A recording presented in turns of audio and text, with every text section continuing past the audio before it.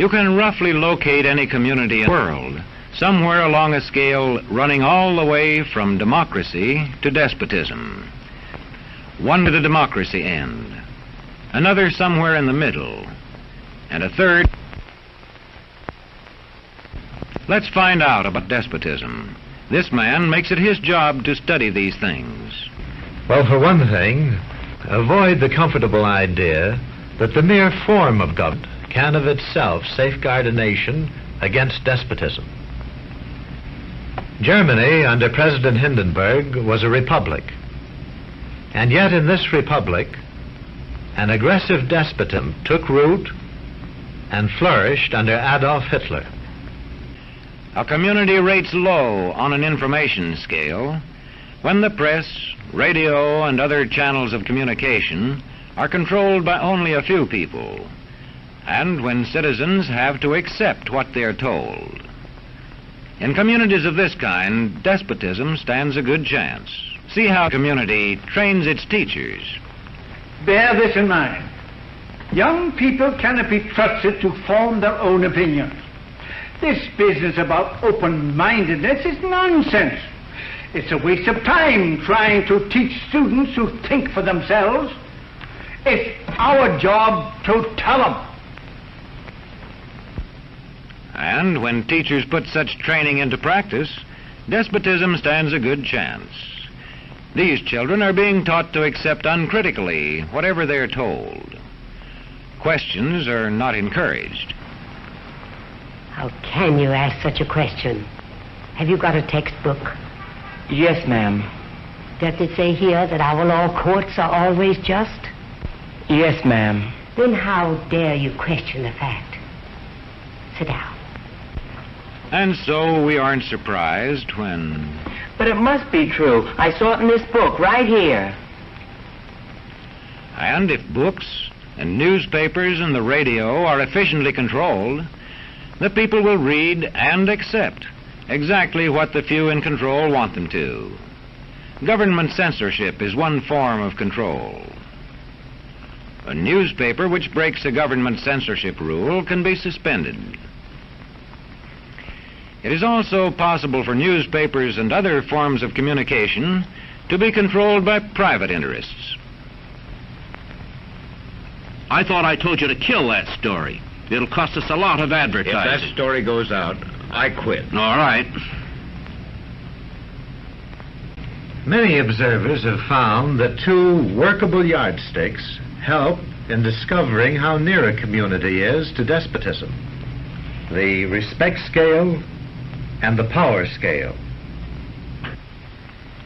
A careful observer can use a respect scale to find how many citizens get an even break. As a community moves towards despotism, respect is restricted to fewer people. A community is low on a respect scale if common courtesy is withheld from large groups of people on account of their political attitudes. If people are rude to others because they think their wealth and position gives them that right, or because they don't like a man's race or his religion.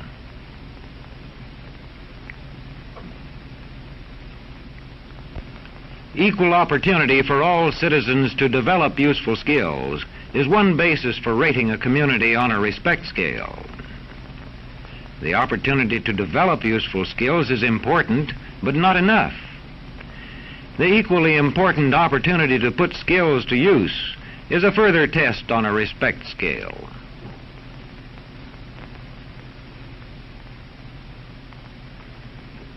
A power scale is another important yardstick of despotism. It gauges the citizens' share in making the community's decisions. Communities which concentrate decision-making in a few hands rate low on a power scale and are moving towards despotism. Like France under the Bourbon kings, one of whom said, "The state, I am the state." Today, democracy can ebb away in communities whose citizens allow power to become concentrated in the hands of bosses. What I say goes, see? I'm the law around here. Ah! The test of despotic power is that it can disregard the will of the people. It rules without the consent of the governed.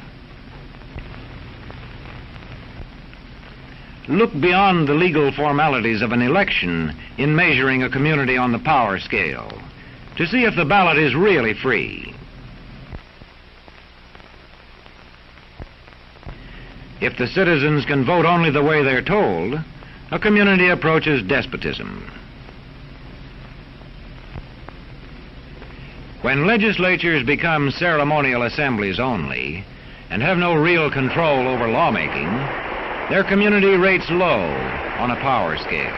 In a downright despotism, opposition is dangerous whether the despotism is official or whether it is unofficial. The spread of respect and power in a community is influenced by certain conditions, which many observers measure by means of the economic distribution and information scales. If a community's economic distribution becomes slanted, its middle-income groups grow smaller, and despotism stands a better chance to gain a foothold. Where land is privately owned, one sign of a poorly balanced economy is the concentration of land ownership in the hands of a very small number of people. When farmers lose their farms, they lose their independence. This one can stay on, but not as his own boss anymore. To the extent that this condition exists throughout a nation, the likelihood of despotism is increased.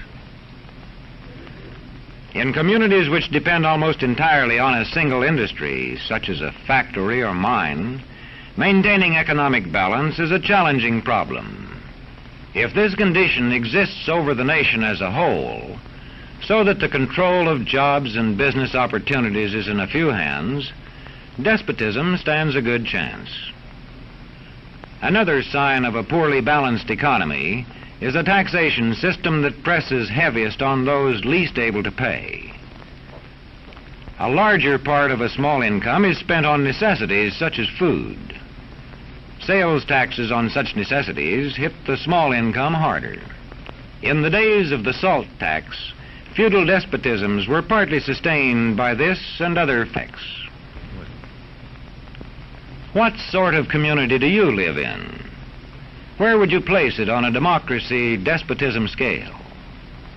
To find out, you can rate it on a respect scale and a power scale.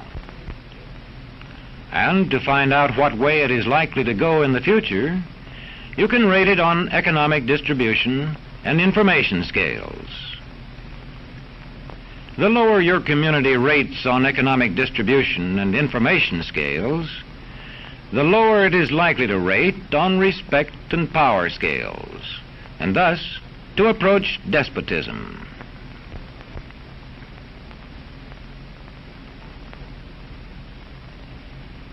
What happens in a single community is the problem of its own citizens. But it is also the problem of us all, because as communities go, so goes the nation.